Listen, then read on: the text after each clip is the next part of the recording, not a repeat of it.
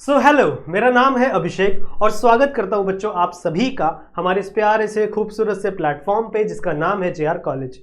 यार कैसे हो आप सभी लोग? आई होप आप लोग एकदम बढ़िया होंगे, आप लोग की पढ़ाई एकदम बढ़िया चल रही होगी। ठीक है। सो बच्चों हम 12th केमिस्ट्री का बैच हम लोग ने शुरू कर दिया है हमारे चैनल के ऊपर। ठीक है, आप सबको पता ही है और आप लोग को रेगुलरली वीडियोस मिल रहे होंगे। सही है, तो अपनी पढ़ाई को कंटिन्यू जरूर से रखना। बाकी के जितने भी सब्जेक्ट्स हैं वो पूरे के पूरे सब्जेक्ट पढ़ा के ऑलरेडी कंप्लीट है। ठीक है, जिसकी प्लेलिस्ट आप हमारे ही चैनल के प्लेलिस्ट सेक्शन में देख सकते हो। वहां पे आप लोग को बायोलॉजी मिल जाएगी जो कि मैंने ही पढ़ाया आप लोग को। ठीक है, फिजिक्स है संजीव सर ने पढ़ाया हुआ है आप लोगों को, मैथ्स है नौशाद सर ने लिया हुआ है। सही है, सो इन सारी चीजों को आप पढ़ो अपना रेगुलरली, अपने 12th के प्रिपरेशन को बढ़ाते रहो। ठीक है, चलेगा।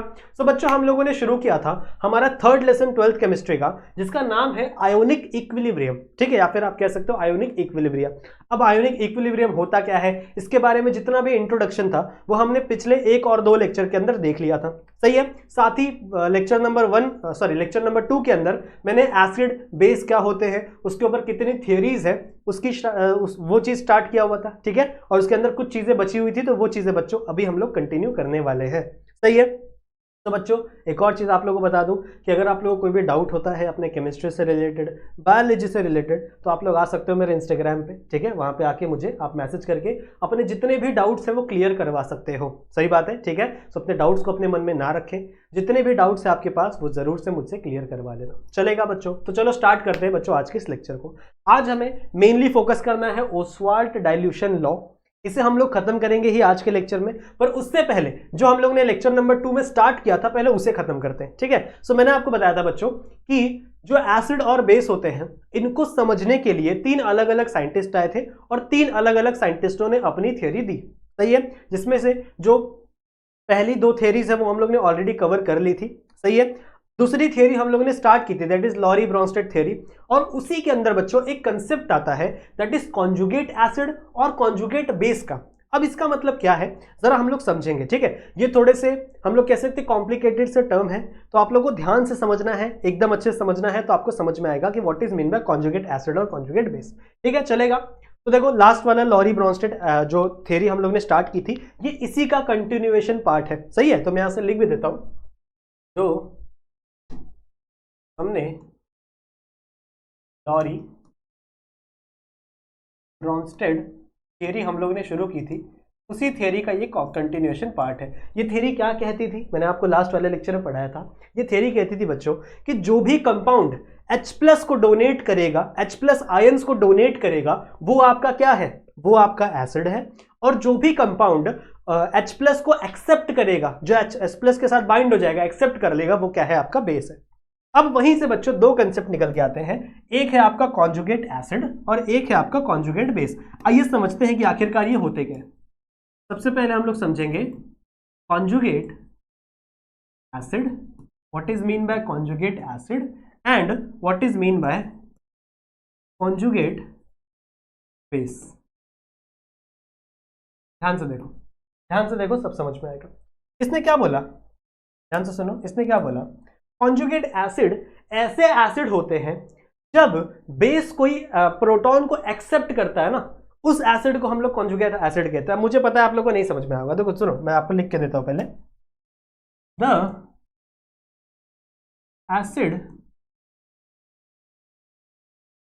Acid is formed, the acid is formed when, कब फॉर्म होंगे, when a base accept the proton। ठीक है, that acid is called as conjugate acid। अब देखो conjugate acid एकदम उल्टे होते हैं, समझाऊंगा मैं आप लोग को। अभी ये स्टेटमेंट पहले लिखो। ठीक है, अभी ये स्टेटमेंट जो मैंने बताई है ये पहले लिखो, उसके बाद मैं आप लोगों को चीजें समझाता हूं। ठीक है, तो मैंने क्या बोला, द एसिड इज फॉर्म्ड या फिर एसिड इज प्रोड्यूस, कब प्रोड्यूस होगा, when a base accept the proton. ठीक है, जब बेस क्या करेगा, प्रोटॉन को एक्सेप्ट करेगा, उस चीज को हम लोग कॉन्जुगेट एसिड कहते हैं। या फिर अब हम लोग बेस का भी पहले डेफिनेशन लिख लेते हैं। ठीक है, the base is produced, the base is produced when, कब प्रोड्यूस होगा, व्हेन एन एसिड रिलीज और यू कैन से डोनेट, रिलीज और donate a proton that base is called as conjugate base। अब ध्यान से सुनो, पहले ये नोट डाउन करो, पहले जितनी चीजें मैंने बताई हैं वो नोट डाउन करो, ठीक है। ध्यान से सुनो, मैंने क्या बोला, मैंने बोला बच्चों कि एक ऐसा एसिड जब बनता है, कब बनता है, जब आपका बेस प्रोटॉन को एक्सेप्ट करे। What is mean bye proton? Proton का मतलब होता है बच्चों H प्लस आयन। प्रोटॉन का मतलब क्या होता है? H plus ion. सिमिलरली यहां पे भी आपका जो प्रोटॉन है, इस प्रोटॉन का मतलब क्या है? H plus. सही है। तो जब आपका कोई बेस प्रोटॉन को एक्सेप्ट कर लेगा तो उसके ऊपर पॉजिटिव चार्ज लग जाएगा। अब वो चार्ज कभी भी अगले स्टेप में जब रिएक्शन करेगा ना, तो वो हमेशा उस प्रोटॉन को रिलीज करना चाहेगा, बिकॉज इट इज अनस्टेबल। ठीक है, वो बहुत ज्यादा अनस्टेबल होगा, तो वो उसे रिलीज करने की कोशिश करेगा। सही है। इस चीज को हम लोग एक एग्जाम्पल से समझते हैं तो आपको चीजें ज्यादा बेटर तरीके से समझ में आएंगी। आ जाओ, इस चीज को हम लोग बच्चों एक एग्जाम्पल समझते हैं। मान लो मेरे पास है HCl, ठीक है, और HCl को मैंने रिएक्ट करवाया वाटर के साथ। ठीक है, HCl को मैंने किससे रिएक्ट करवाया? वाटर के साथ। नाउ एज यू नो, वो HCl जो है वो क्या करेगा बच्चों? अपना H प्लस डोनेट करेगा। ठीक है, ये जो है ये अपना H प्लस डोनेट करेगा। And according to Lewis Bronsted theory, जो भी अपना H प्लस को डोनेट करता है उसे क्या कहते हैं? उसे हम लोग कहते हैं एसिड। तो according to Lewis Bronsted theory आपका ये कंपाउंड क्या हो जाएगा? एसिड हो जाएगा। उसके बाद अगर ये एसिड है तो दूसरा क्या होगा? बेस। आपका वाटर किसकी तरह एक्ट करेगा? बेस की तरह एक्ट करेगा। ठीक है, वैसे वाटर जो है ना, वाटर एसिड की तरह भी एक्ट करता है और बेस की तरह भी एक्ट करता है। मैं आप लोगों को समझाऊंगा। वो एक्चुअली में वाटर ना एम्फोटेरिक नेचर का होता है। ठीक है, उसके बारे में भी हम लोग बात करेंगे अभी। तो एसिड वाटर जो है वो एसिडिक मीडियम में बेस की तरह बिहेव करता है और बेसिक मीडियम में एसिड की तरह बिहेव करता है। समझ रहे हो? तो इसके बारे में भी हम लोग बात करेंगे। अभी ये एसिडिक मीडियम है तो अभी ये बेस की तरह बिहेव करेगा। ठीक है, अभी ये किसकी तरह बिहेव करेगा? बेस की तरह बिहेव करेगा। तो होगा क्या इस रिएक्शन में? होगा क्या, यहां से H प्लस इसकी तरफ चला जाएगा, मतलब यहां पे बनेगा आपका Cl माइनस, इसका H निकल गया तो ये क्या बना? Cl minus, because it is acid. और ये H प्लस किसके पास चला गया? इस वाटर के पास चला गया। तो यहां पे बनता है बच्चों H3O पॉजिटिव। ठीक है, यहां पे क्या बनता है? H3O positive. ठीक है, समझ में आई बात? यहां तक समझ में आ गया? ये रिएक्शन समझ में आ गई। This is the reaction. ये रिएक्शन समझ में आ गई? ठीक है, सिंपल सा रिएक्शन है। मैंने क्या कहा? मैंने आपको समझाया बच्चों कि आपका ये HCl मॉलिक्यूल है, जब इसने वाटर के साथ रिएक्ट किया तो इस कंडीशन में आपका HCl is a acid. So being an acid it will always donate our proton. ये क्या करेगा? इसका जो प्रोटॉन है ये क्या कर देगा? इसको डोनेट कर देगा। सो इट इज अ एसिड। सही है। और ये जो क्या है, अगर ये एसिड है तो ये किसकी तरह एक्ट करेगा? बेस की तरह एक्ट करेगा। And in that condition it will accept the proton.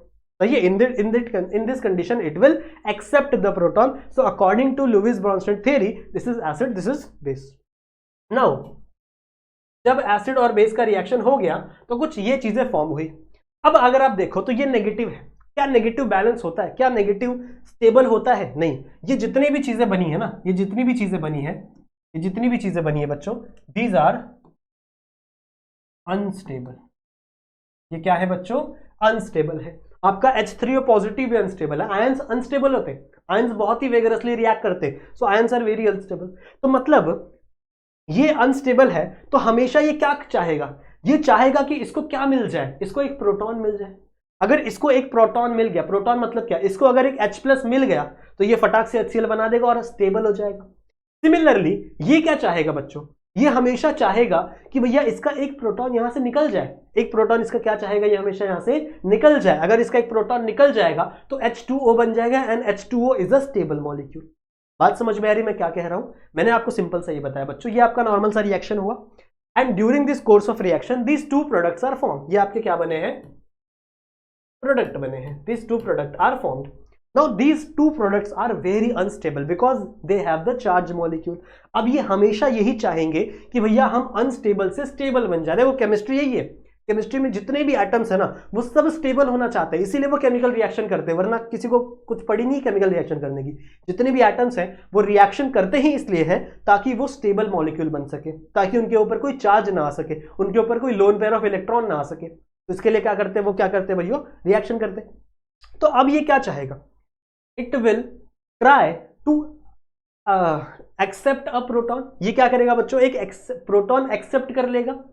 Actually में ये क्या है, ये आपका एसिड था, बट इस कंडीशन में ये क्या कर रहा है, इस कंडीशन में इसको क्या करना है, इसको एक्सेप्ट करना है प्रोटॉन को, और जब ये एक्सेप्ट कर लेगा तभी ये आगे चल के स्टेबल बनेगा।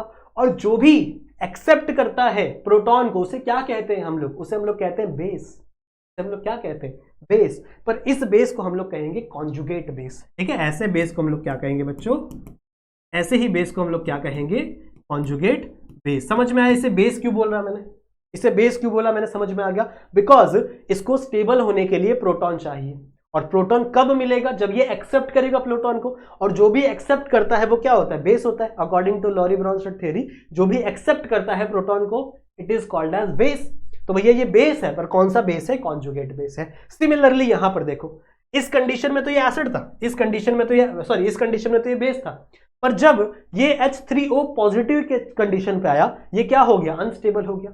ये भैया कभी भी H3O पॉजिटिव के फॉर्म में नहीं रहना चाहता, तो ये क्या चाहेगा, ये चाहेगा कि मैं अपना एक प्रोटॉन डोनेट कर दूं।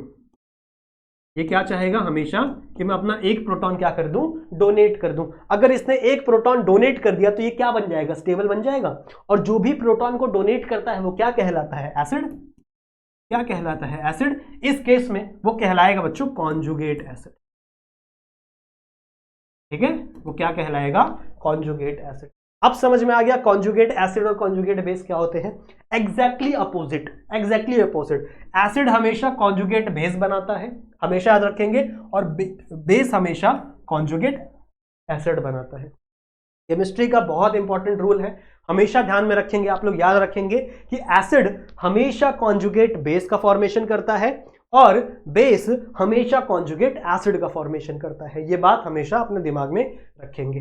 अब जरा इस डेफिनेशन को वापस पढ़ो, अब जरा इस डेफिनेशन को वापस पढ़ो, आपको चीजें समझ में आएंगी। अब देखो मैंने क्या बोला, एसिड इज फॉर्म्ड। ठीक है, एक एसिड बना है, बना हुआ है, ठीक है, नया नया एसिड बना है, which when a base accept the proton. जब बेस ने प्रोटॉन को एक्सेप्ट किया, आ गया, जब बेस ने प्रोटॉन को एक्सेप्ट किया तो क्या बना, एसिड बना। जब बेस ने, ये बेस है ना, जब बेस ने प्रोटॉन को एक्सेप्ट किया, H2O था, H3O बना, बिकॉज एक्सेप्ट। इसने जब प्रोटॉन को क्या किया बच्चों, एक्सेप्ट किया, तो यहां से क्या बना, एसिड बना। This acid is known as conjugate acid. समझ रहे हो, that acid is called as conjugate acid. अब समझ में आया, डेफिनेशन क्लियर हो गया। सिमिलरली कॉन्जुगेट बेस क्या होता है, द बेस इज प्रोड्यूस। ये बेस कब बना, व्हेन एन एसिड रिलीज और डोनेट अ प्रोटॉन। जब किसी एसिड ने प्रोटॉन को रिलीज किया या फिर डोनेट किया, किसी, कहां गया, जब किसी एसिड ने प्रोटॉन को डोनेट किया, इसने प्रोटॉन डोनेट कर दिया, तो अब ये क्या बन गया, बेस बन गया। क्यों बेस है, because it tends to accept the electron, hence this base is known as conjugate base and this is conjugate acid. समझ में आ गया। आई होप जो भी चीजें मैंने अभी आप लोगों को बताई हैं वो आप लोग को क्लियरली समझ में आ गई होगी। ठीक है, आई होप आप लोग को ये चीज क्लियरली समझ में आ गई होगी। ठीक है, तो क्लियर है what is mean bye conjugate acid, what is mean bye conjugate base. और ये बात हमेशा दिमाग में रखेंगे कि एसिड हमेशा कॉन्जुगेट बेस बनाता है और बेस हमेशा कॉन्जुगेट एसिड बनाता है। तो ये एसिड हमेशा कॉन्जुगेट बेस बनाएगा और बेस हमेशा कॉन्जुगेट एसिड बनाएगा। ठीक है, स्क्रीनशॉट ले लो उसका।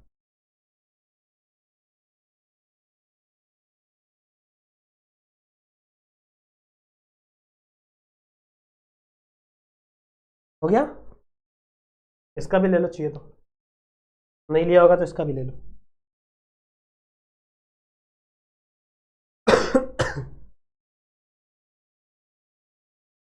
हो गया, चले आगे, चलो। दो थ्योरी हमारी कंप्लीट हो गई है बच्चों।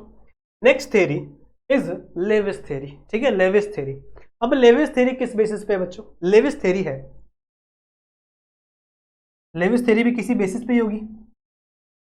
तो ये है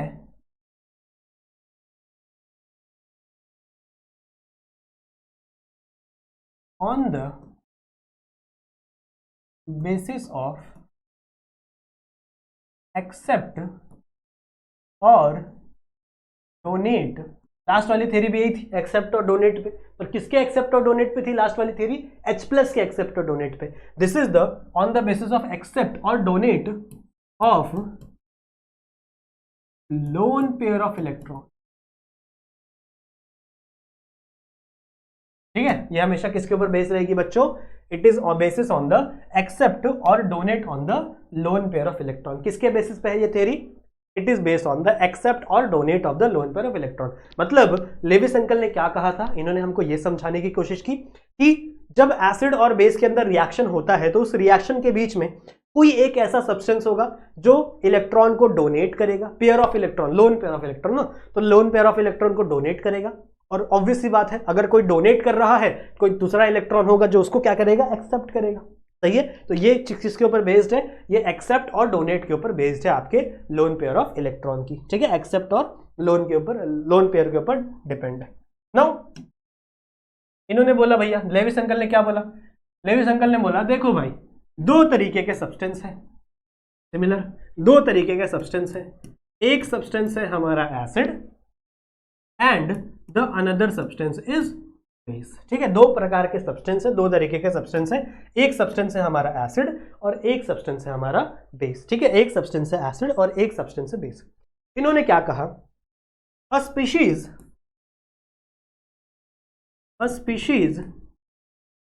which accept the lone pair of electron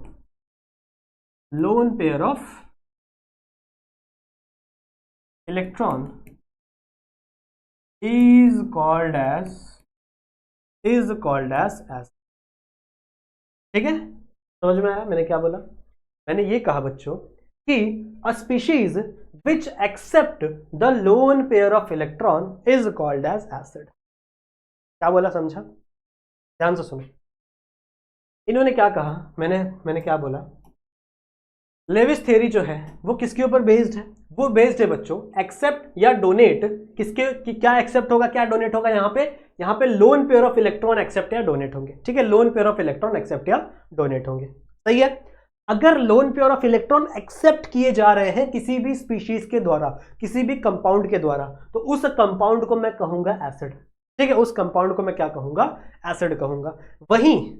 वहीं दूसरी जगह बच्चों, a species which donate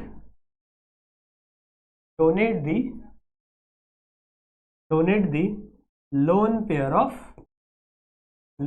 of electron is called as base।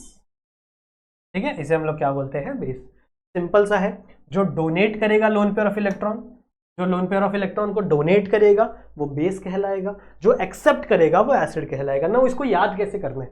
पहली बात तो याद कैसे करना है, ठीक है, इसके लिए एक ट्रिक है याद करने का। सबसे पहली बात, लेविस के नाम में ई आता है। अगर आप ध्यान से देखो तो लेविस के नाम में ई आता है, तो इस नाम से आपको ये याद रखना है कि भैया इस ई का मतलब है इलेक्ट्रॉन का डोनेशन हो रहा है। ठीक है, इलेक्ट्रॉन या तो डोनेट होगा या तो एक्सेप्ट होगा, इलेक्ट्रॉन या तो डोनेट। यहां पे बात किसकी होगी? हमेशा इलेक्ट्रॉन की, बिकॉज लेविस के नाम में क्या आता है? ई आता है। ये आपको याद रखना है। फिर आपको याद रखना है किसमें एक्सेप्ट होगा, किसमें ये होगा। तो आपको याद रखना है ए से एसिड और ए से एक्सेप्ट, ए से एसिड और ए से एक्सेप्ट। तो एसिड में हमेशा एक्सेप्ट होगा, loan pair of electron acid में हमेशा एक्सेप्ट होगा। और बाकी तो दूसरा आप याद रख ही सकते हो, अगर ए से एसिड, ए से एक्सेप्ट है, एसिड अगर एक्सेप्ट कर रहा है तो बेस क्या करेगा आपका? डोनेट करेगा। सही बात है, इसको याद रख लोगे। अब इसके एग्जांपल से समझते हैं बच्चों, आ जाओ एक एग्जांपल लेते हैं and then we will understand what is mean by Lewis acid and Lewis base. ठीक है, ध्यान से सुनो।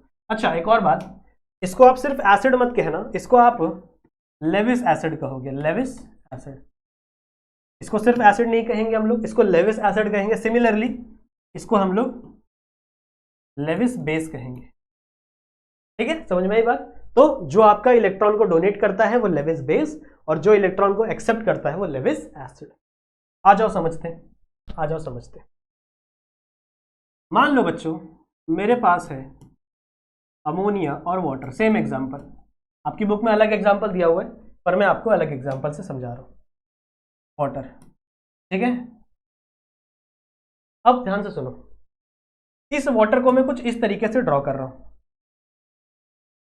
HOH। मैंने आपको एक चीज बताई थी, मैंने आपको बोला था कि जो आपका वाटर है वो एम्फोटेरिक नेचर का होता है, वो एसिडिक मीडियम में बेस की तरह बिहेव करता है, बेसिक मीडियम में एसिड की तरह बिहेव करता है। आप देखो ये बेसिक मीडियम है, आपका जो अमोनिया है, this ammonia NH3, this ammonia is a base, सही है। तो इस कंडीशन में एसिड की तरह बिहेव करेगा, और एसिड का काम क्या होता है, H+ को डोनेट करना। पर यहां पे हम लोग H+ की बात नहीं करेंगे, यहां पर हम लोग बात करेंगे लोन पेयर ऑफ इलेक्ट्रॉन की। Now if you try to focus, आपको दिखेगा बच्चों कि आपका जो नाइट्रोजन होता है ना, nitrogen have 2 loan pair of electron. एक सेकेंड, नाइट्रोजन हैव, एक सेकेंड, कलर क्यों नहीं चेंज हो रहा?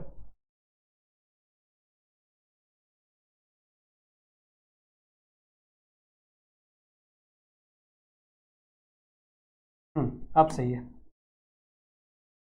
Nitrogen have 2 loan pair of electron, सही है। नाइट्रोजन को अगर आप इसका ये देखोगे ना, इलेक्ट्रॉनिक कन्फिग्रेशन देखोगे तो कितना होता है, 7 इलेक्ट्रॉन होते हैं, तो 2 5, सही है, 2 और 5 होता है, ऐसे ही होगा ना।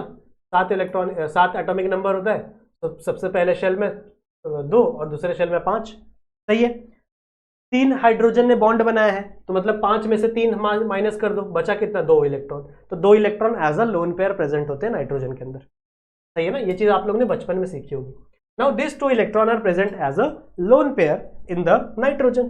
नाउ होगा क्या इस कंडीशन में बच्चों, इस कंडीशन में होता ये है, यहां पे देखो ये जो बॉन्ड है, this bond is between H and O, और ये भी किससे बना हुआ है, 2 इलेक्ट्रॉन से बना हुआ है, ठीक है। ये भी किससे बना हुआ है, 2 इलेक्ट्रॉन से बना हुआ है। और इस ऑक्सीजन, ये जो ऑक्सीजन है ना, this oxygen is more electronegative than this hydrogen. ये जितने भी हाइड्रोजन हैं, इन हाइड्रोजन से ज्यादा इलेक्ट्रोनेगेटिव कौन है, आपका ये ऑक्सीजन है। तो ऑक्सीजन क्या करेगा, इस दोनों इलेक्ट्रॉन को अपनी तरफ पुल कर लेगा, दोनों इलेक्ट्रॉन को क्या करेगा, अपनी तरफ पुल कर लेगा। जब दोनों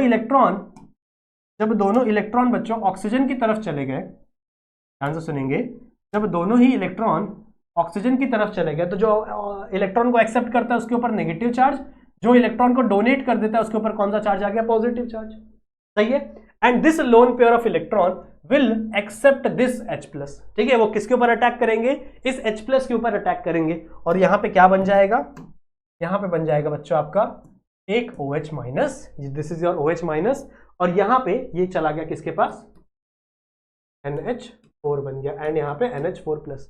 अब अगर आप ध्यान से देखो तो ये जो अमोनिया है, ये क्या कर रहा है, लोन पेयर को डोनेट कर रहा है। ये आपका एसिड की तरह बिहेव करेगा, ये पूरा कंपाउंड किसकी तरह बिहेव करेगा, एसिड की तरह बिहेव करेगा।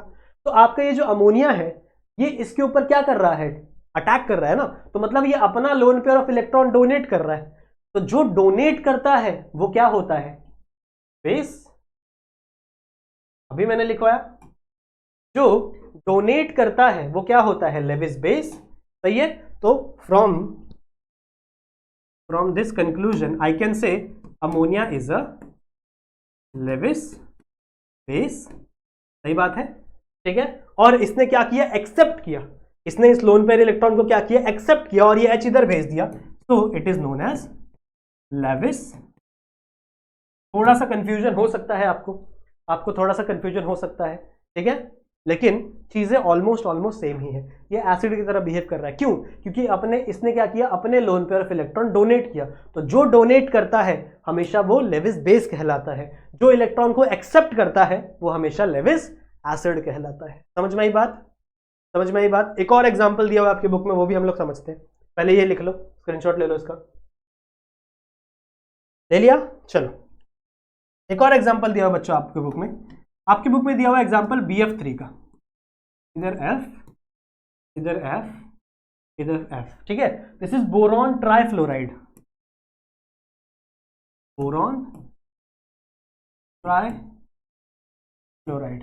जब इसका अटैक करोगे आप अमोनिया के साथ, वापस अमोनिया भाई साहब, नाउ अभी मैंने आपको समझाया कि अमोनिया जो भाई साहब होते हैं इनके पास होता है लोन पेयर ऑफ इलेक्ट्रॉन। ठीक है, इनके पास क्या होता है, लोन पेयर ऑफ इलेक्ट्रॉन। तो ये क्या करेंगे, हमेशा लोन पेयर ऑफ इलेक्ट्रॉन को क्या करेंगे, डोनेट करेंगे। तो कुछ ऐसा स्ट्रक्चर आपकी बुक ने दिया है, पी एफ एफ एफ, यहाँ पे एन एच एच एच, और यहाँ पे कुछ ऐसा एरो। ये एरो किस लिए मतलब पता है, इनके बीच में बॉन्ड बन चुका है। इस बोरॉन और इस नाइट्रोजन के बीच में क्या बन चुका है, बॉन्ड बन चुका है। पर ये एरो कैसा दिखा रहा है, ये एरो क्यों दिखा रहा है, क्योंकि ये जो दोनों लोन पेयर ऑफ इलेक्ट्रॉन है, ये किसने डोनेट किया है, नाइट्रोजन ने डोनेट किया है, और एक्सेप्ट किसने किया है, बोरॉन ने किया है। So our this boron tetrafluoride accept, so it is Lewis acid, A for accept, A for acid, and ये क्या कर रहा है, डोनेट कर रहा है ammonia, so ammonia is a Lewis. Clear है, समझ में आ गया, समझ में आ गया बच्चों। ठीक है, आई होप आप लोग को ये चीजें समझ में आ गई होंगी। ठीक है, चलेगा। अब हम लोग मूव करते हैं हमारे अगले टॉपिक के ऊपर। इसका स्क्रीनशॉट ले लें अगर आपने नहीं लिया है तो। ले लिया, चलो कभी ले लो, ले लिया, चलो। नाउ लेट्स मूव बच्चों अपने अगले टॉपिक की तरफ, that is amphoteric nature of water. देखो यही मैं बात कर रहा था, यही मैं बात कर रहा था, that is amphoteric nature of water. Amphoteric का मतलब क्या होता है, ध्यान से सुनो। अभी तक हम लोगों ने बात की एसिड की, बेस की, एसिड की, बेस की, लेकिन there are some substance like water जो एसिड की तरह भी बिहेव करते हैं और बेस की तरह भी बिहेव करते हैं, डिपेंड अपॉन द इन्वायरमेंट। वो किस इन्वायरमेंट में प्रेजेंट है। अगर आपका वाटर एसिड एनवायरमेंट में प्रेजेंट है, मान लो उसके अंदर एसिड मिला हुआ है, तो वो बेस की तरह बिहेव करेगा। अगर वो बेसिक एनवायरमेंट में प्रेजेंट है तो वो एसिड की तरह बिहेव करेगा। समझ रहे हो, ठीक है। सो इसका डेफिनेशन हम लोग कैसे लिख सकते हैं बच्चों, इसका हम लोग डेफिनेशन कैसे लिख सकते हैं, अ सब्सटेंस और a species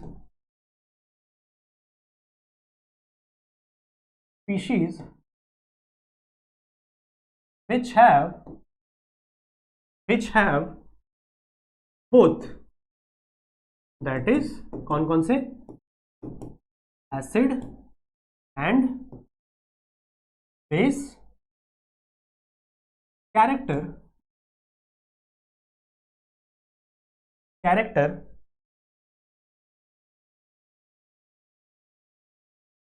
then this property is called as amphoteric in nature। Clear है, समझ में आ गया। तो मैंने क्या बोला, मैंने समझ में आया मैंने क्या बोला, मैंने बोला बच्चों कोई ऐसा सब्सटेंस, ठीक है, कोई भी ऐसा सब्सटेंस जो दोनों की तरह बिहेव करे, एसिड की तरह भी बिहेव करे, बेस की तरह भी बिहेव करे, बस कंडीशन अलग होनी चाहिए। अलग अलग कंडीशन में वो अलग अलग तरीके से बिहेव करता है, अलग अलग कैरेक्टर दिखाता है, दोनों कैरेक्टर इसके पास होते हैं। ऐसे कैरेक्टर को हम लोग क्या कहते हैं बच्चों, ऐसे कैरेक्टर को हम लोग कहते हैं it is a amphoteric in nature. अब आप लोग सोचोगे कि सर वाटर तो, अगर खाली वाटर को लो तो भैया वो तो न्यूट्रल होता है, हम जगह जगह सुनते हैं वाटर न्यूट्रल है, वाटर न्यूट्रल है। पर अगर आप उसे अलग अलग कंडीशन में डालो तो वो एसिड की तरह या बेस की तरह बिहेव करने लगता है। ठीक है, उसके कुछ एग्जांपल हम लोग देखते हैं, आ जाओ। कुछ एग्जांपल मैं आपको बताता हूं। अब मान लो सबसे पहले आपका जो वाटर है वो एसिडिक इन्वायरमेंट में, किस इन्वायरमेंट में है, एसिडिक इन्वायरमेंट। एसिडिक इन्वायरमेंट का मतलब क्या है, एसिडिक इन्वायरमेंट का मतलब क्या है, सपोज दैट मैंने एक ये लिया, कुछ भी लिया, फ्लास्क ले लिया मान लो, ठीक है, फ्लास्क के अंदर मैंने डाल दिया वाटर, और इस वाटर के अंदर मान लो मैंने एसिड मिला दिया। ठीक है, इस इन्वायरमेंट को हम लोग कहते हैं एसिडिक इन्वायरमेंट। ठीक है, इसको हम लोग बोलते हैं एसिडिक इन्वायरमेंट। मैंने नॉर्मल सा वाटर लिया था और उस वाटर के अंदर मैंने क्या डाल दिया, एसिड डाल दिया, कोई भी एसिड डाल दिया, मान लो मैंने HCl डाल दिया। HCl is a strong acid, इसको मैंने मिला दिया बच्चों आपके वाटर के साथ। अब देखते हैं ये किसकी तरह बिहेव करेगा। अब ये किसकी तरह बिहेव करेगा, now this is the acid, strong acid लिख सकते हो आप, स्ट्रॉन्ग एसिड लिख सकते हो। एंड अब ये किसकी तरह बिहेव करेगा ये हमको पता करना है। अब देखो ये है एसिड, एसिड का काम क्या होता है भैया, अपने H प्लस को डोनेट कर देना। भैया जाओ H प्लस जाओ, विदा करो हमें, विदा करो हमें, विदा करो जी, समझ रहे हो, ऐसा H प्लस बोलता है HCl के कंडीशन में। तो यहाँ पे क्या होगा, आपका जो H प्लस है यहां से क्या हो जाता है बच्चों, रिमूव हो जाता है। अगर H प्लस रिमूव हो गया तो बचा क्या, Cl, और Cl किस फॉर्म में रहेगा बच्चों, माइनस के फॉर्म में रहेगा। Cl आपका किस फॉर्म में रहेगा, माइनस के फॉर्म में रहेगा।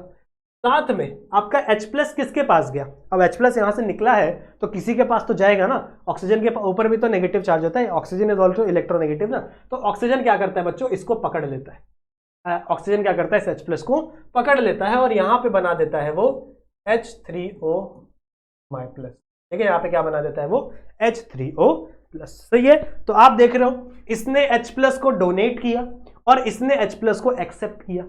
So according to Lowry-Bronsted theory, this is acid, so this will your base। ठीक है, ये किसकी तरह एक्ट किया बच्चों, बेस की तरह एक्ट किया, जहां पे आपको ये दो प्रोडक्ट मिले। वहीं पर मान लो अगर आपने इस वाटर को किसी एसिडिक मीडियम, बेसिक मीडियम में डाल दिया, मान लो आपने इसको डाल दिया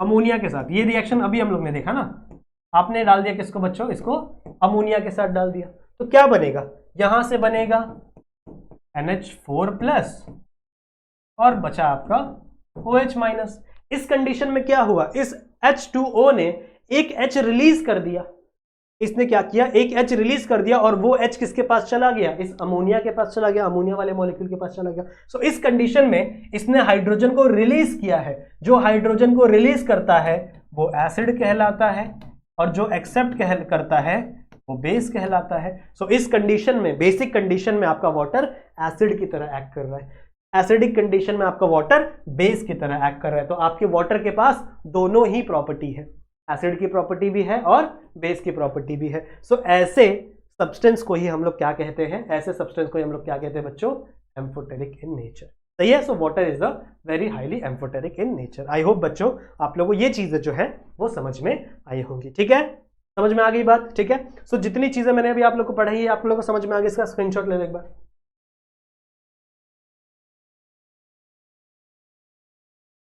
ले लिया, ठीक है, इसका भी ले लो, समझ में आ गया, सही है। So this is the simplest explanation from your amphoteric in nature. समझ में आ गया, क्लियर है, okay. So amphoteric in nature जो टॉपिक था वो हमारा कंप्लीट हो गया है। जो नेक्स्ट टॉपिक है बच्चों वो हम शुरू करने जा रहे हैं, that is dissociation constant of weak acid and weak base.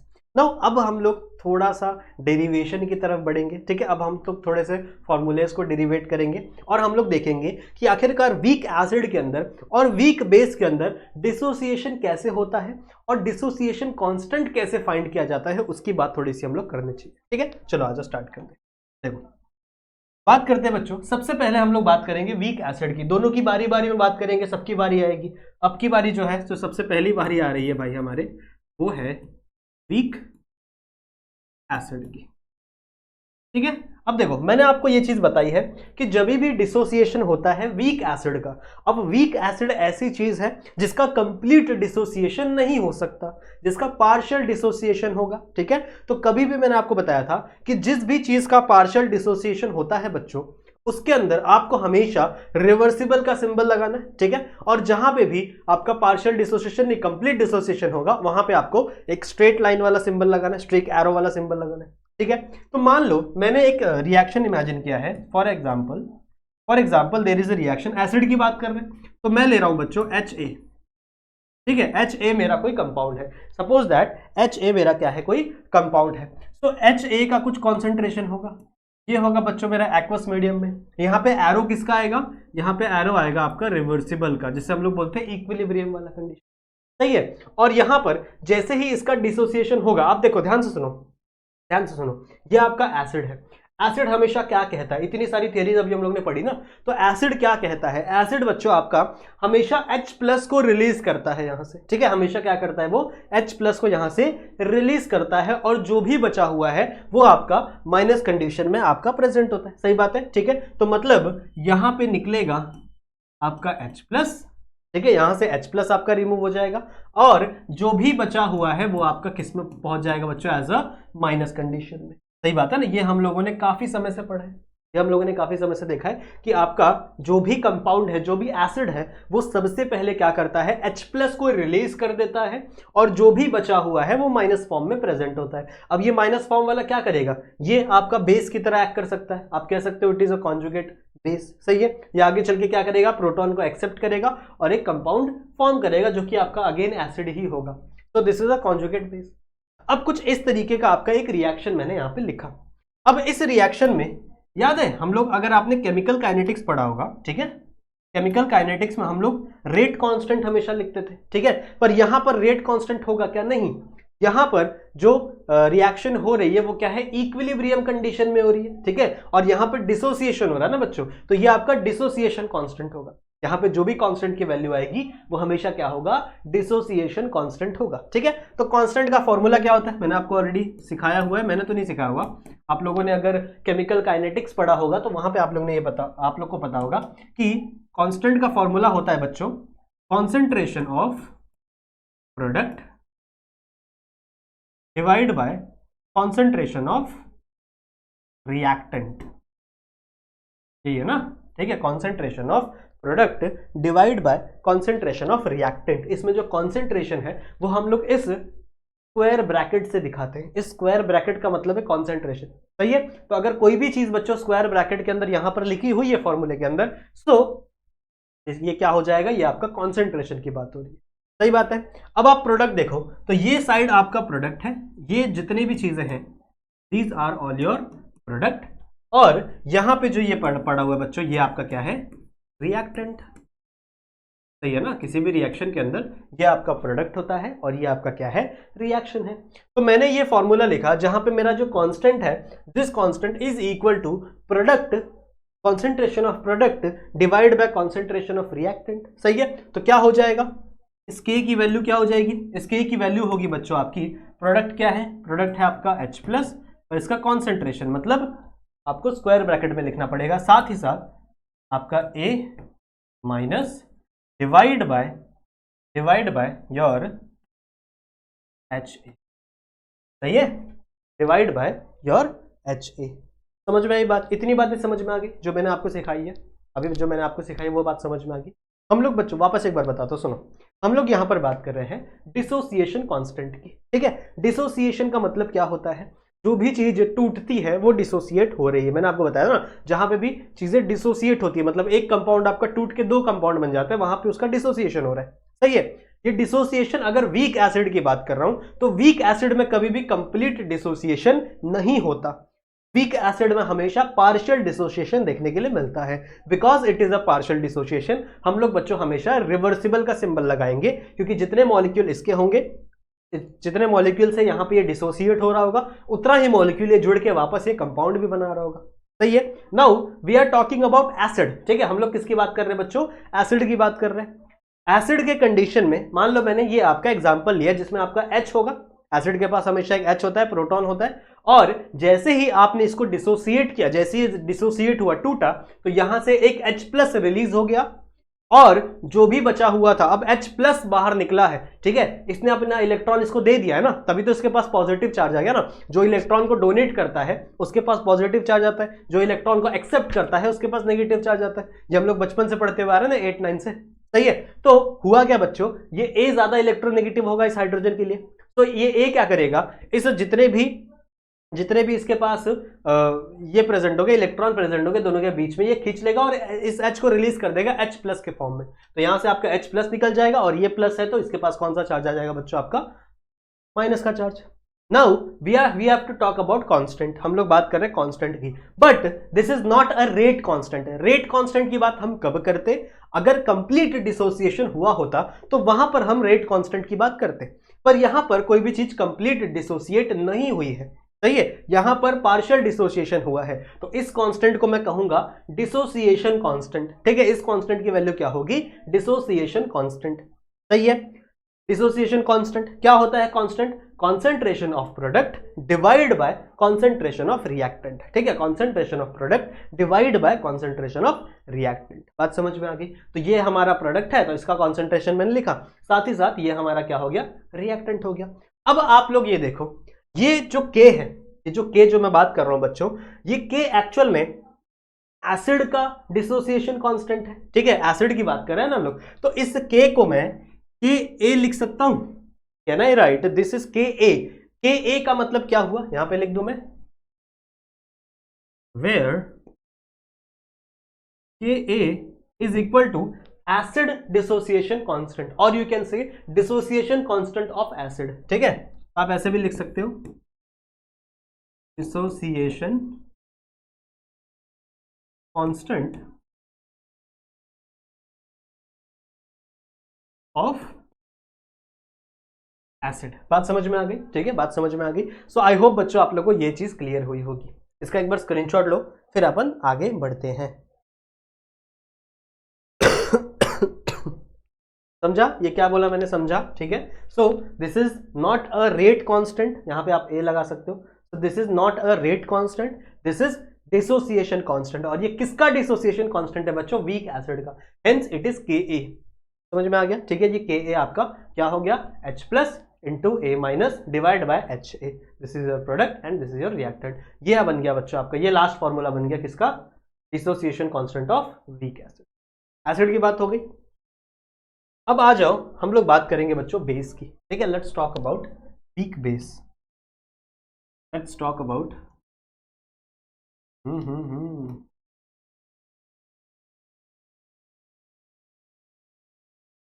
Week. अब इसके लिए भी एक जनरल रिएक्शन हम लोग लेते हैं। मान लो एक जनरल रिएक्शन है जहां पे मैंने लिया है BOH, ठीक है। नाउ BOH कोई एक बेस कंपाउंड होगा, this is a base. Now it is a weak base, ये वीक बेस है बच्चों। क्या इसके अंदर कंप्लीट डिसोसिएशन होगा, थोड़ा दिमाग लगाओ, क्या इसके अंदर कंप्लीट डिसोसिएशन होगा, नहीं होगा ना, ठीक है। तो इसके अंदर जो भी डिसोसिएशन हो रहा है वो पार्शियल डिसोसिएशन है, सही है। तो पार्शियल डिसोसिएशन की वजह से यहां पर आप जो सिंबल लगाओगे वो है आपका इस प्रकार का, जिसको हम लोग क्या बोलते हैं, रिवर्सिबल कंडीशन, ठीक है। मतलब जितना मॉलिक्यूल ये इससे बनेगा उतना ही मॉलिक्यूल ये वापस इससे बन जाएगा, कंप्लीट डिसोसिएशन यहां पर नहीं होगा। नाउ अभी तक आप लोगों ने इतने मेरे साथ थियरीज पढ़ी एसिड बेस की, क्या लगता है जो बेस होता है बच्चों वो क्या रिलीज करता है, वो हमेशा OH माइनस रिलीज करता है, सही बात है ना, जो सबसे पहली थ्योरी हम लोग ने पढ़ी थी, ठीक है। तो आपका जो OH माइनस है वो कौन रिलीज करेगा, आपका बेस। तो बेस का आपने क्या रिलीज किया, बेस ने रिलीज किया भाई, बेस ने रिलीज किया OH माइनस, सही है। और बचा क्या, बचा आपका B।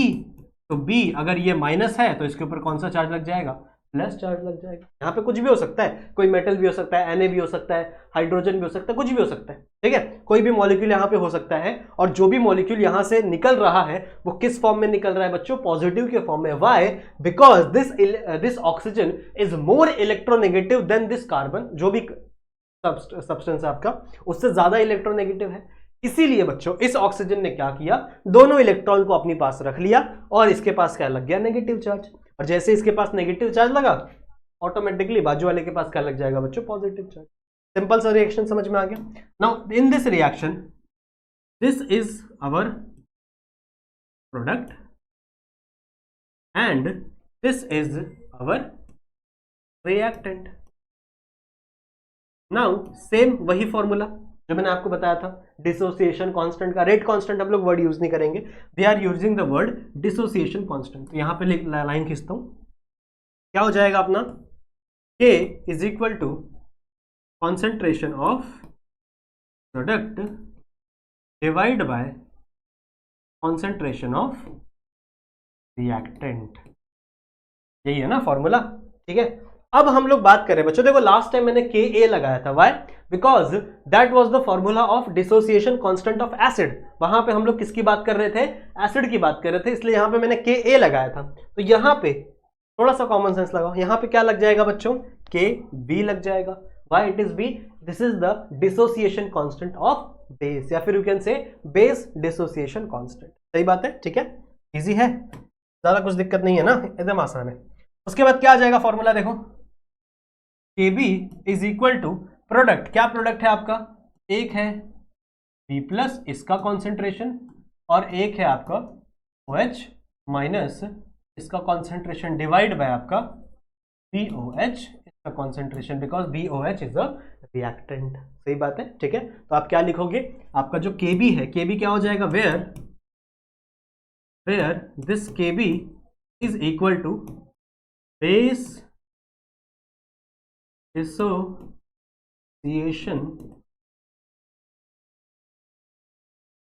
सही है, तो ये जो आपका KB है ये क्या हो जाएगा, this is base dissociation constant. सही है, तो आई होप आप लोगों को समझ में आ गया कि डिसोसिएशन कांस्टेंट कैसे फाइंड करते हैं वीक एसिड और वीक बेस का। बड़ा ही सिंपल सी चीज है, बहुत ही सिंपल है, ज्यादा कुछ है ही नहीं इसके अंदर। अगर मैं एसिड की बात करूं तो एसिड के अंदर आप ये जनरल सा रिएक्शन ले लोगे, कंसिडर करोगे, सही है, और इससे आप अपना नॉर्मल सॉल्व कर दोगे। सिमिलरली आप अगर मैं बेस की बात करूं तो आप यहाँ से क्या फाइंड कर लोगे, यहाँ से आप KB फाइंड कर लोगे। ठीक है, टेक अ स्क्रीनशॉट और फिर हम लोग आगे बढ़ते हैं।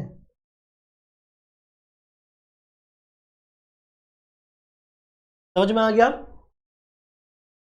समझ में आ गया बच्चों? Shall we move? Okay, let's go. अब नेक्स्ट जो हमें पढ़ना है, नेक्स्ट जो हमें टॉपिक पढ़ना है, it is very important topic. ठीक है, बहुत इंपॉर्टेंट टॉपिक है बच्चों, वो है हमारा Oswald Dalton law, sorry Oswald dilution law. ठीक है, ओस्वाल्ड डाइल्यूशन लॉ हमें पढ़ना है। अब ये लॉ हमें एसिड और बेस के लिए अलग अलग पढ़ना है। किसके लिए लॉ दिया हुआ है, ये लॉ है बच्चों आपके weak acid and weak base, और इसका भी आपको डेरिवेशन करना है। ठीक है, ये डेरिवेशन भी काफी बार एग्जाम में पूछा गया है, और साथ साथ इस डेरिवेशन के ऊपर जितने न्यूमेरिकल्स बनते हैं उन न्यूमेरिकल्स को भी काफी बार एग्जाम में पूछा गया है। ठीक है, सो जितना भी अभी मैं डेरिवेशन करवाऊंगा वो ध्यान से देखेंगे, जो भी मैं फॉर्मूलेज बनवाऊंगा उस फॉर्मूले को अपनी कॉपी में लिखेंगे, अपनी बुक में लिखेंगे और उसे याद करने की कोशिश करेंगे। सही है, जितनी भी चीजें मैं बता रहा हूं उसे ध्यान से पढ़ा करो। चलो आज स्टार्ट करते हैं। सबसे पहले हम लोग बात करेंगे बच्चों किसकी, सबसे पहले हम लोग बात करेंगे आपके वीक एसिड की। We will talk about weak acid first. ठीक है, हम लोग सबसे पहले बात करेंगे आपके वीक एसिड। मान लो वही आपका सेम रिएक्शन था, वीक एसिड वाला रिएक्शन क्या था, वीक एसिड वाला रिएक्शन था HA। जब आपने HA को डाइल्यूट किया, डिसोसिएट किया, तो वहां से क्या बना, वहां से बना बच्चों एक नॉर्मल सा इक्वेशन, जहां से आपका H+ रिमूव हो गया, साथ ही साथ आपका ये A के ऊपर क्या आ गया, नेगेटिव चार्ज। सही है, यही वाला इक्वेशन था जो अभी हम लोग ने पढ़ा था, यही सेम इक्वेशन था जो अभी हम लोग ने पढ़ा था। सही है, ठीक है। सो इस कंडीशन में हुआ क्या है, नॉर्मल सा कंडीशन है जहां पे आपका ये जो एसिड मॉलिक्यूल है, this acid molecule is going to dissociate in two forms, that is H+ and A-, ये हमको आता है। Now next step Ostwald uncle क्या बोल रहे हैं, ओसवाल अंकल बोल रहे हैं कि बच्चों एट जीरो टाइम मतलब जब आपने डिसोसिएशन शुरू ही नहीं किया था, ठीक है, मतलब शुरू ही करने वाले थे, डिसोसिएशन शुरू होने से पहले की बात हो रही है, एट जीरो टाइम, उस टाइम पे अगर मैं बात करूं तो इस रिएक्टेंट की कॉन्सेंट्रेशन 1 थी। फॉर एन एग्जांपल, इस रिएक्टेंट की कॉन्सेंट्रेशन 1 थी, सही है, और इस प्रोडक्ट की कोई कॉन्सेंट्रेशन ही नहीं होगी, तो इसकी कॉन्सेंट्रेशन 0, इसकी कॉन्सेंट्रेशन 0। क्या बोला मैंने, समझा? एट जीरो टाइम मतलब जब ये रिएक्शन शुरू नहीं हुई थी उस कंडीशन में आपका रिएक्टेंट ही रिएक्टेंट प्रेजेंट था आपके कंपाउंड के अंदर। जब तक आपने डिसोसिएशन शुरू नहीं किया था तब तक सिर्फ आपके पास रिएक्टेंट ही प्रेजेंट था। तो मान लो आपका रिएक्टेंट यानी HA एसिड कितना है, 1, और उस टाइम पर आपका प्रोडक्ट फॉर्म हुआ है क्या, नहीं, क्योंकि उस टाइम पर डिसोसिएशन हुई नहीं है। तो अगर डिसोसिएशन हुई नहीं है बच्चों तो यहां पे ये दोनों फॉर्म होंगे क्या, बिल्कुल भी नहीं। सही है, तो यहां पे ये भी 0 होगा और ये भी 0 होगा। फिर अंकल क्या कहते हैं, अंकल कहते हैं एट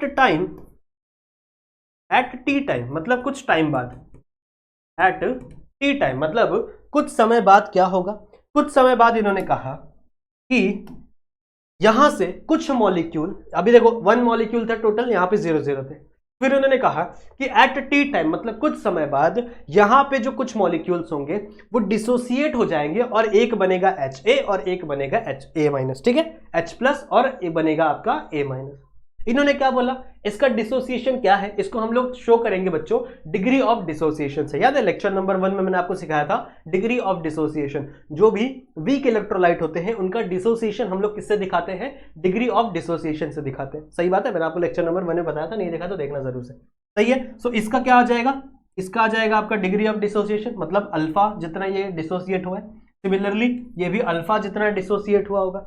एक ही मॉलिक्यूल है ना। आप देखो मैंने क्या बोला है, मैंने क्या बोला, अगर दो मॉलिक्यूल है HA के, तो ये दो मॉलिक्यूल है HA के, अगर दो मॉलिक्यूल टूट रहा है, मान लो 100 मॉलिक्यूल थे टोटल, पर 100 मॉलिक्यूल में से सिर्फ दो ही मॉलिक्यूल टूटा, तो दो H मिलेंगे, H+ मिलेंगे और दो ही A- मिलेंगे, क्योंकि मॉलिक्यूल कितना टूटा है बच्चों, दो टूटा है, भले 100 होने दो, पार्शियल डिसोसिएशन है ना।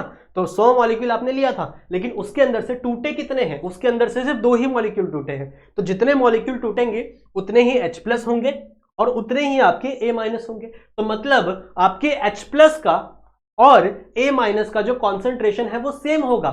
जितना अमाउंट आपका H+ प्रेजेंट होगा उतना ही अमाउंट आपका A- प्रेजेंट होगा, क्योंकि सेम मॉलिक्यूल टूटा है। यहां पे समझ आ रहा है क्या बोल रहा हूं, समझ रहा है मैं क्या बोल रहा हूं। मैंने बोला बच्चों आपको कि 100 मॉलिक्यूल है HA के मानता हूं मैं 100 मॉलिक्यूल है, पर यहां पर कंप्लीट डिसोसिएशन तो हो नहीं रही, यहां पर पार्शियल डिसोसिएशन हो रही है। So for an example 100 molecule में से सिर्फ दो ही मॉलिक्यूल का डिसोसिएशन हुआ, तो उस कंडीशन में क्या होगा, उस कंडीशन में दो H+ मिलेंगे और दो A- मिलेंगे।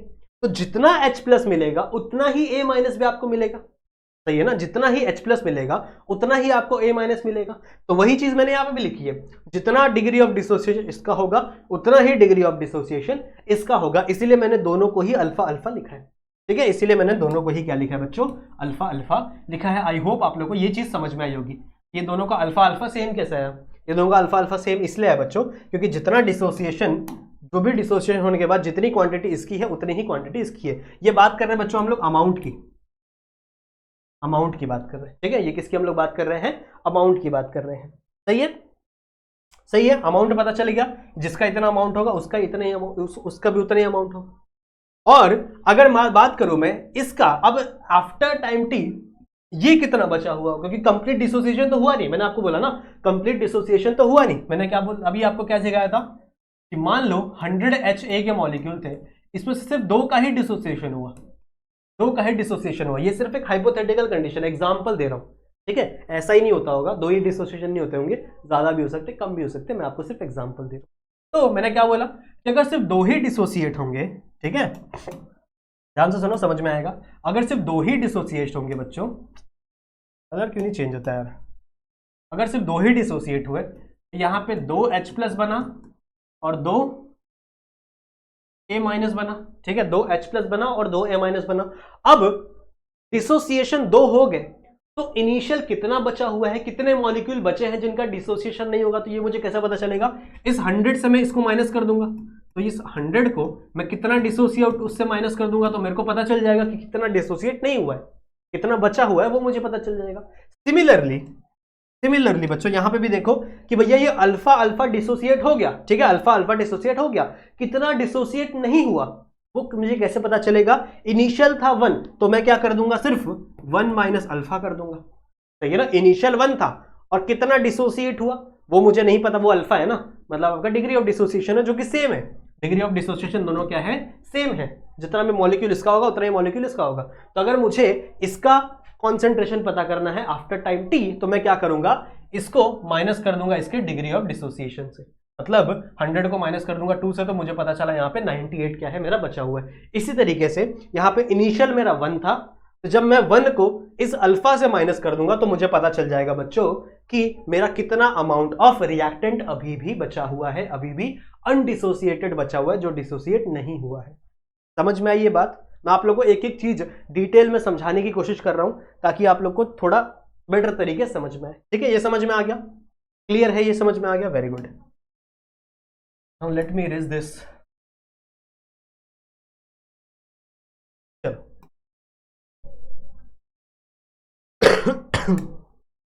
यहां पे एक लाइन खींच रहा हूं मैं, ओके। नाउ आप लोग को एक फॉर्मूला पता है, मैंने यहां पर फाइंड किया है बच्चों अमाउंट।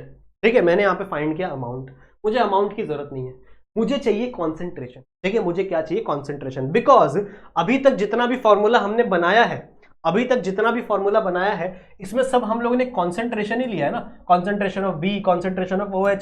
सिमिलरली यहां पे भी देखो concentration of H, concentration of A-। तो जितना भी फॉर्मूला अभी तक हमने बनाया है वो सब कॉन्सेंट्रेशन के लिए फॉर्मूला है, और हमको मिला क्या है, हमको मिला है बच्चों amount. This is amount, this is not concentration. सही है। तो आप कॉन्सेंट्रेशन कैसे फाइंड करते हो? कॉन्सेंट्रेशन का फॉर्मूला क्या होता है ये याद कर लो, अगर नहीं पता है आप लोगों को तो बता देता हूं मैं। Concentration is equal to amount divide by volume. ठीक है, concentration is equal to amount divide by volume. जितना भी अमाउंट कितने वॉल्यूम में प्रेजेंट है, अगर आप उन दोनों को डिवाइड कर दोगे तो आपको कॉन्सेंट्रेशन पता चल जाएगा। तो अगर मान लो मुझे इनकी कॉन्सेंट्रेशन निकालनी है तो मैं क्या करूंगा, सिर्फ इनको V से डिवाइड कर दूंगा। सही है, तो अगर मेरे को इसकी कॉन्सेंट्रेशन निकालनी है तो इसका कॉन्सेंट्रेशन क्या हो जाएगा, दूसरे कलर से लिखते हैं, इसका कॉन्सेंट्रेशन क्या हो जाएगा, 1 minus alpha divide by V. Similarly इसका कॉन्सेंट्रेशन क्या हो जाएगा, अल्फा डिवाइड बाई वी, और इसका कॉन्सेंट्रेशन भी क्या हो जाएगा बच्चों, अल्फा डिवाइड बाई वी। ये समझ में आया? ये बच्चों मिल गई हमको कॉन्सेंट्रेशन। ये हमको क्या मिल गई, concentration, because concentration is equal to amount divide by volume. Amount divide by volume, तो अमाउंट हमको पता था, क्या अमाउंट था, ये इसका क्या था, 1 minus alpha, 1 minus degree of dissociation. ये आपका अल्फा था, ये आपका अल्फा था। तो बस मुझे क्या करना है, इन सबको डिवाइड कर देना है वॉल्यूम से, डिवाइड कर देना है वॉल्यूम से, तो मुझे क्या मिल जाएगी, इसकी कॉन्सेंट्रेशन मिल जाएगी। बात समझ में आ गई? ठीक है, इजी है, बात समझ में आ गई, एकदम क्लियर। चलो अब आगे चलते हैं। अब बच्चों अभी हमने एक फॉर्मूला जनरेट किया था, याद है? अभी हमने एक फॉर्मूला जनरेट किया था, कौन सा फॉर्मूला था वो, एसिड डिसोसिएशन कांस्टेंट। ठीक है, एसिड डिसोसिएशन कांस्टेंट का अभी हम लोगों ने एक फॉर्मूला जनरेट किया था। क्या था फॉर्मूला? आपका फॉर्मूला था बच्चों Ka is equal to, Ka आपका एसिड डिसोसिएशन कांस्टेंट था, तो Ka is equal to concentration of H plus multiplied by concentration of A minus divide by concentration of, यही था ना, यही था ना, देख लो एक बार, चेक कर लो भैया, गड़बड़ी ना हो जाए। कहाँ गया, कहाँ गया, हाँ, दिस इज द फॉर्मूला जो अभी हम लोग ने जनरेट किया था। कौन सा था ये आपका, H प्लस A माइनस और HA। आ जाओ, ठीक है, ये फॉर्मूला आपने को मिल गया। अब अपने पास कॉन्सेंट्रेशन ऑफ H भी है, कॉन्सेंट्रेशन ऑफ A भी है, A माइनस भी है, और कॉन्सेंट्रेशन ऑफ HA भी है। कहाँ पे है, देखो यहाँ पे है ना, कॉन्सेंट्रेशन अभी हम लोग ने फाइंड किया ना, तो बस इस वैल्यू को उठा के पुट कर दो वहां पे, एकदम सिंपल, पुट कर दो। तो क्या हो जाएगा आपका, क्या हो जाएगा, ध्यान से देखो, आपका Ka हो जाएगा, Ka हो जाएगा बच्चों, कॉन्सेंट्रेशन ऑफ H प्लस क्या है, अल्फा डिवाइड बाई वी, सही है, इनटू इसका भी क्या है, alpha divide by V, divide by HA का क्या है, 1 minus alpha divide by V. सही है ना, ये अलग है, थोड़ा नीचे लिख दो क्या,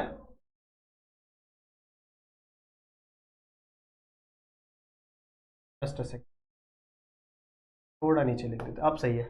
ठीक है, तो ये आपको फॉर्मूला यहां से आपको मिल गया है। ठीक है, यहाँ पे इतनी चीजें आपको मिल गई है। So what we have to do next, you have to multiply this. अब आपको क्या करना है, इसको सॉल्व करना है, देखो क्या होगा, सॉल्व करो। Ka इज इक्वल टू क्या हो जाएगा, ऊपर अल्फा अल्फा अल्फा स्क्वायर, नीचे क्या हो जाएगा, वी स्क्वायर डिवाइड बाय आपका 1 minus alpha divide by V. सही है ना, सही है ना बच्चों, दिक्कत नहीं है ना। Ka इज इक्वल टू, सही है, तो Ka इज इक्वल टू क्या हो जाएगा, alpha alpha alpha square, V into V, V square, और ये नीचे का एज इट इज। सही है, सो एक वी कटा, बचा क्या, बचा बच्चों आपका alpha square divide by V, और इसके नीचे आपका क्या प्रेजेंट है, 1 माइनस, तो इसको हम लोग डायरेक्टली यहीं लिख सकते हैं, 1 माइनस। ठीक है, इसको हम लोग डायरेक्टली बाजू में लिख सकते हैं, that is your 1 minus alpha. Clear है, क्लियर है बच्चों, समझ में आ गया, समझ में आ गया। सो यहां से इक्वेशन आपकी क्या बनेगी Ka के लिए, यहां से आपकी Ka के लिए इक्वेशन बनेगी, that is alpha square divide by 1 minus alpha, this is your one of the formula, this is your one of the. यहां तक समझ में आ गया, यहां तक क्लियर है, ज्यादा कुछ किया ही नहीं हम लोग ने, सिर्फ वैल्यू को पुट किया, जो कॉन्सेंट्रेशन पीछे मिला था उसी वैल्यू को मल्टीप्लाई किया, alpha into alpha alpha square, V into V V square, जो नीचे का बचा था वो एज इट इज, फिर एक वी से एक वी कट गया, ये नीचे है डिनोमिनेटर में, सही है, ये डिनोमिनेटर में, ये डिनोमिनेटर में, तो देखो ये इसको मल्टीप्लाई होता है और ये इसको मल्टीप्लाई होता है, हमेशा ऐसे ही करते हैं ना हम लोग बचपन में। तो ये वाला इसको मल्टीप्लाई होगा, यहाँ कुछ है ही नहीं तो कुछ मल्टीप्लाई करने के लिए है ही नहीं, तो ये नीचे वाला कहाँ चला जाएगा बच्चों, यहाँ पे चला जाएगा। तो ये आपको क्या मिल गया, आपका एक फॉर्मूला मिल गया। नाउ वी नो दैट, हमको एक और चीज पता है, हमको एक और चीज पता है, हमको पता है बच्चों, जो कॉन्सेंट्रेशन होता है इज इक्वल टू 1/वॉल्यूम होता है। सही है, ये आपको पता है कि नहीं, ये आपने 11th स्टैंडर्ड में पढ़ा होगा। जो आपका कॉन्सेंट्रेशन है वो हमेशा आप कह सकते हो इनवर्सली प्रोपोर्शनल हो सकता है। इनवर्सली प्रोपोर्शनल कहना गलत होगा, यहाँ पे कांस्टेंट आ जाएगा फिर। तो ये हमेशा 1/v होता है। तो आप यहाँ पे देखो, यहाँ पे कुछ नहीं है, मतलब यहाँ पे 1 है और नीचे v भी है।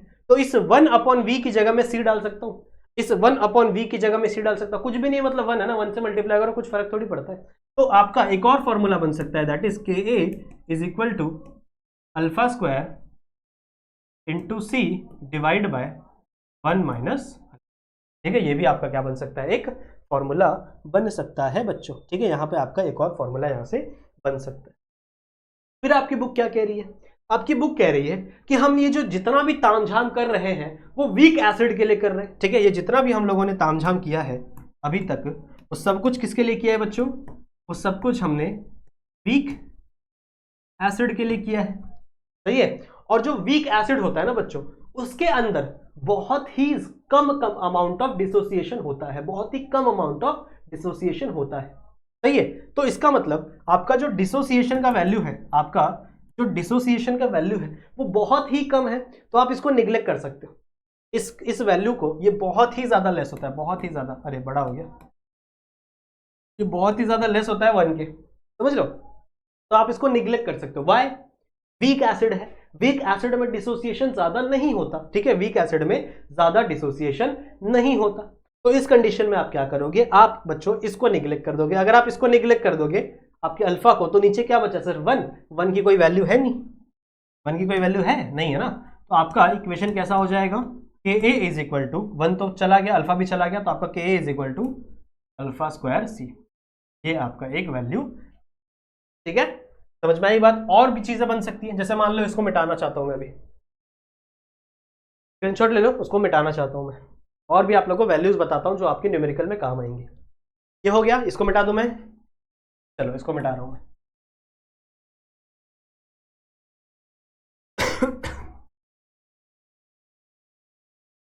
और कैसे बन सकता है, क्या मिला अभी हम लोग को मिला बच्चों K a is equal to alpha square सी।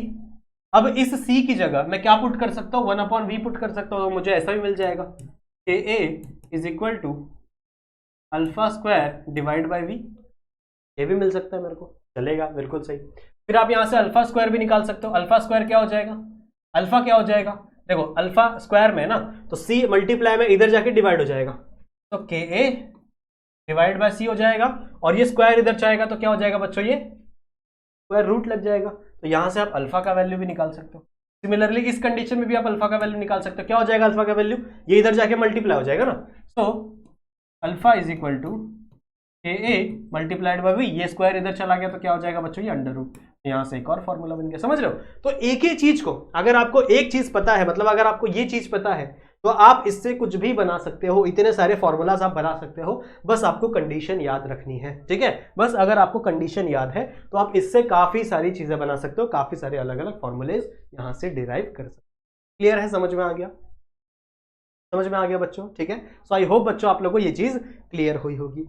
इसी तरीके से सेम टू सेम आप लोग को बेस के लिए भी देखना है। बेस के लिए ज्यादा कोई डिफरेंट नहीं है, बेस के लिए बस आपको क्या करना है, पीक बेस का आपको ओसवाल्ड डाइल्यूशन लॉ देखना है। तो कैसे होगा, बेस क्या था अपना, बेस क्या था अपना POH, POH का रिएक्शन कैसे होगा, यहां से आपका OH माइनस प्लस B आपका पॉजिटिव में, वही चीज जो मैंने आपको बताया। फिर वही सेम टू सेम कहानी है, पूरी कहानी सेम है, पूरी कहानी सेम है। एट 0 टाइम इसकी कॉन्सेंट्रेशन 1 है, इसकी 0, इसकी 0।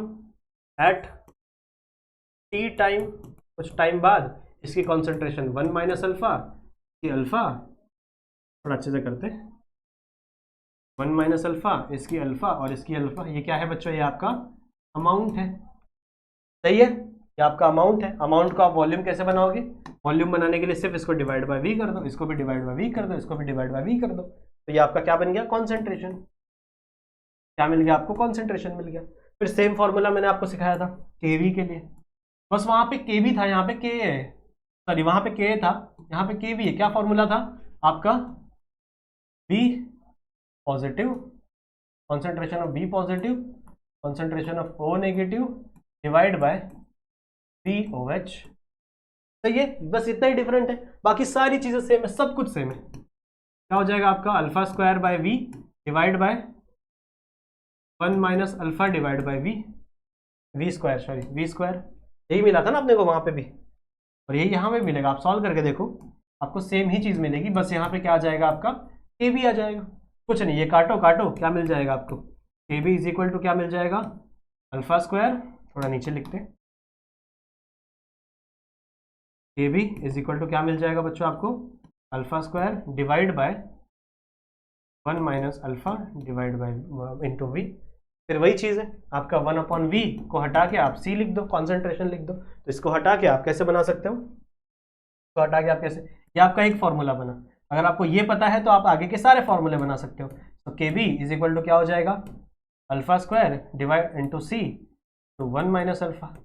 फिर सेम तरीके से ये वीक बेस है तो इसका भी आप डिसोसिएशन निग्लेक्ट कर सकते हो, तो आपका नॉर्मल सा एक और फॉर्मूला बन जाएगा, यहीं पे लिख देता हूँ, आपका नॉर्मल सा एक और फॉर्मूला बन जाएगा, KB is equal to alpha square C, क्योंकि आपने क्या किया, इस अल्फा को निग्लेक्ट कर दिया, इस वाले अल्फा को, नीचे वाले अल्फा को निग्लेक्ट कर दिया। फिर इसी तरीके से आप यहाँ से KB is equal to alpha square by V भी बना सकते हो। इसी तरीके से आप अल्फा स्क्वायर का भी फॉर्मूला लिख सकते हो, बस वहां पे Ka था, यहाँ पे KB है बच्चों। ये same to same as it is आप इसके लिए भी, बेस के लिए भी सॉल्व कर सकते हो। ठीक है, चलेगा, सही है बच्चों। तो ओस्वाल्ड डाइल्यूशन लॉ हमारा होता है खत्म। कृपया करके आप इसका ले लीजिए स्क्रीनशॉट, इसका भी ले लो, ठीक है। और नेक्स्ट वाला, पिछले वाले का लिया था क्या, इसका नहीं लिया तो इसका भी ले लो स्क्रीनशॉट। डन, इसका भी ले लो, डन बच्चों, ठीक है। तो आई होप बच्चों आप लोगों को ये लेक्चर पसंद आया होगा। थोड़ा बड़ा लेक्चर बन गया है, आई नो, ऑलमोस्ट 1 घंटे का लेक्चर बन गया है, सही है। पर आई होप आप लोग को जितनी भी चीज़ें मैंने पढ़ाई हैं वो चीज़ें इस लेक्चर में आपको समझ में आई होंगी। चलेगा, तो मैं मिलता हूं बच्चों आप लोगों से एक और वीडियो में, एक नए लेक्चर में। तब तक के लिए अपना ध्यान रखना एंड कीप, बाय बाय।